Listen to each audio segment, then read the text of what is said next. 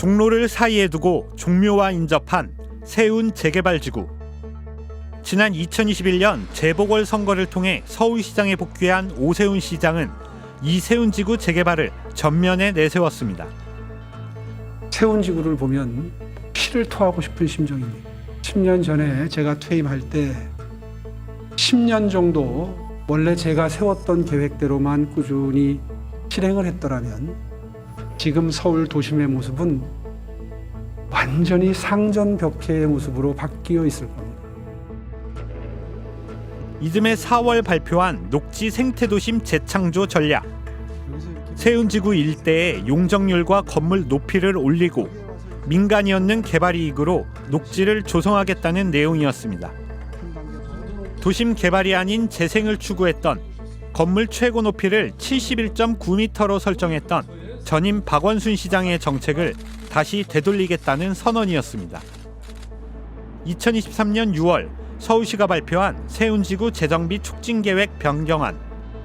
기존의 600% 이하였던 용적률을 700에서 1000%로 높였고 일부 구역은 1500% 넘게 높이기도 했습니다.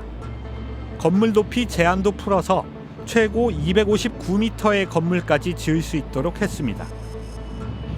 미국 뉴욕의 대표적 마천루로 꼽히는 록펠러 센터와 비슷한 높이의 건물까지 종묘 인근에 들어설 수 있게 한 겁니다. 종묘 앞 초고층 건물 건설이 가시화되자 보다 못한 한 시민단체가 종묘에 심각한 영향을 끼칠 것이 우려된다며 유네스코에 유산영향평가를 요청했습니다. 세계 유산영향평가란 유네스코의 국제규범에 따라 개발 계획이 유산 가치를 훼손하는지 면밀히 살펴보는 절차입니다. 건축가분이랑 같이 이제 시뮬레이션도 돌려보고 하면서 그런 문제 제기를 한 거죠. 그러자 유네스코는 2023년 8월 재개발 사업이 종묘에 미칠 영향을 조사해 한 달 안에 보고서를 제출해달라고 서울시에 요청했습니다. 서울시는 이 요청을 받은 뒤 지난해 초 자체 보고서를 작성해 유네스코에 보냈습니다. 스트레이트는 이 보고서를 입수해 자세히 분석했습니다. 서울시는 보고서에서 세운지구가 종묘에서 100m로 설정된 보존지역 밖에 있기 때문에 물리적 영향이 없다고 강조했습니다.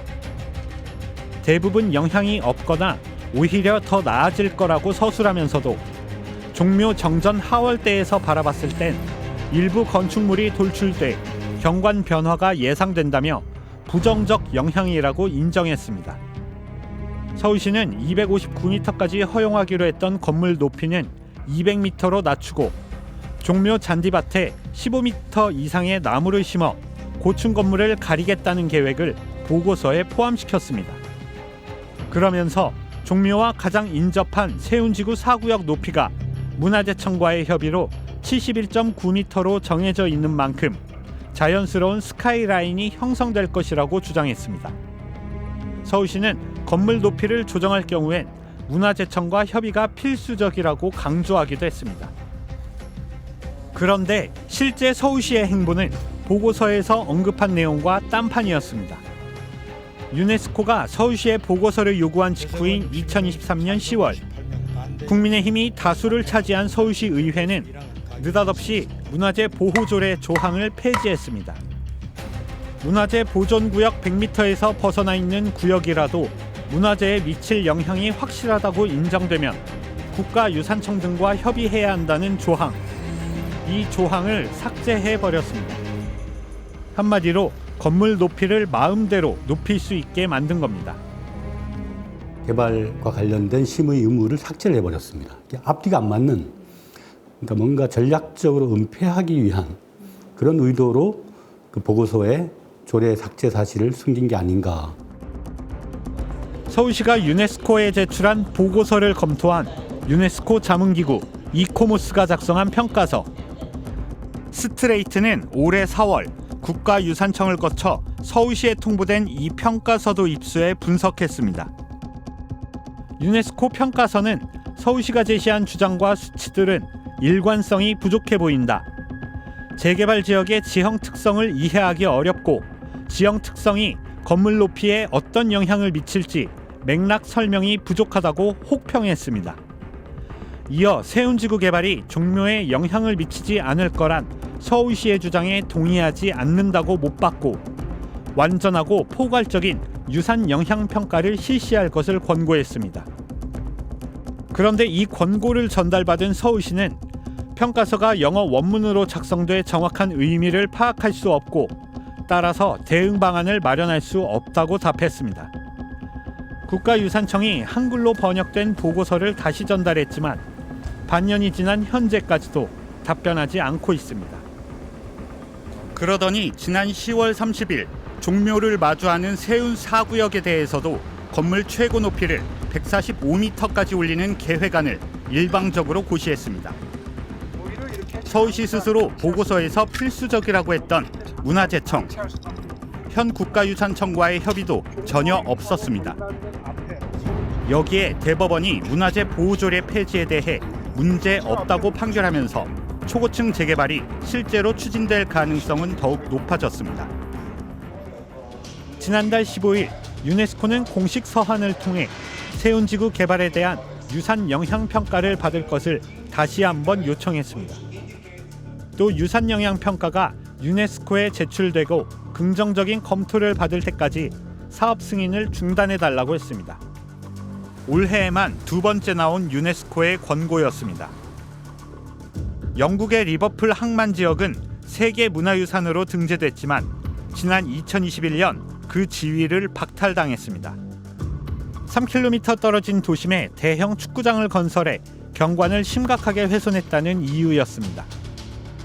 지금 계획대로면 리버풀 지역 사례보다 훨씬 더 가까운 거리에 훨씬 높은 빌딩이 종묘에 들어서게 됩니다. 거듭된 권고를 따르지 않는다면 유네스코가 종묘의 세계문화유산 지위를 박탈할 수 있다는 우려의 목소리가 나옵니다.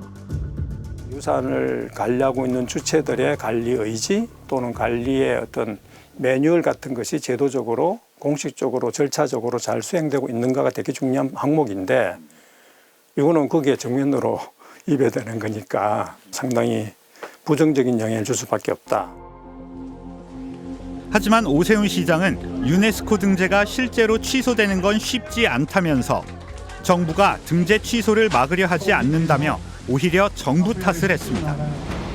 우리 정부가 어떻게 방어 논리를 가지고 설득하느냐에 따라서 입장이 달라질 수도 있는 건데 정부가 오히려 문화유산이 취소될 수 있다고 하는 건 오히려 국익을 훼손할 수 있는 선동적인 주장이라고 저는 생각합니다.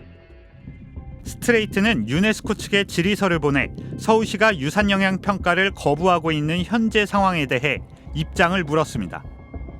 유네스코는 내년 7월 부산에서 열릴 세계유산위원회에서 종묘의 보존 상태가 심의 안건으로 다뤄질 수 있다고 밝혔습니다. 또 종묘를 둘러싼 개발 사업들은 유산 영향 평가가 필수라며 평가 결과에 따라 등재 취소 전 단계인 위험 유산 목록으로 지정할 수 있다고 덧붙였습니다.